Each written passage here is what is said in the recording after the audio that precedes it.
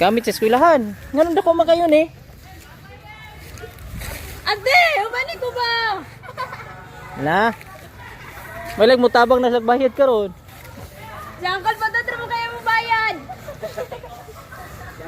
Yan sir, ubanon sa barangay sa kadala sir? Dali unan. Kaya ato sa ni kuan ba kay nganong namay order nga wala siya ga-order. Hala. Wala lagi na sir. Ang sige order. Basi nang scam jud ni. Naunsa na ni ron. Ano ko may sinama sir, sige kong parcel. Basi kuya di mo nag-order gamit yung pangalan. Hala pa sir oy. Asa nakayuyab na. Wala.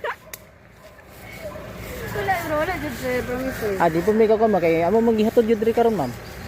Mo may naka-address ko diri. Wala makikilahing Cristel Perolino diri. Ako rin sir. O ikaw ra. Kung ano nag-order man kaning wala ka kuan. Wala lagi ko pala sir. Kuya!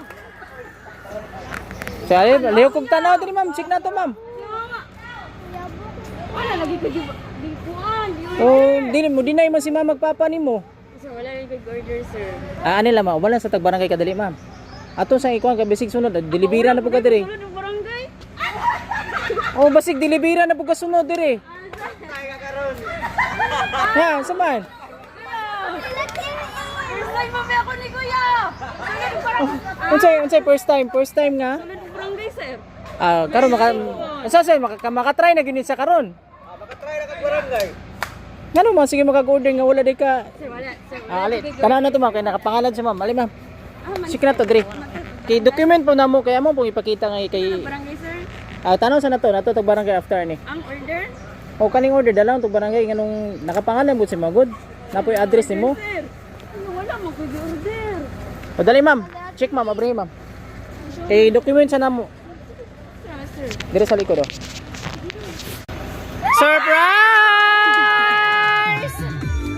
Happy birthday!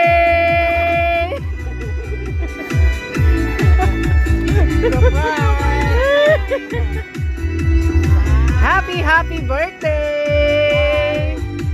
Ako na ni sir. Tanaw na to kinsa. Kuya siguro. Uyab mo. Dani, uyab sir? Naayab daw. Wala kay balo.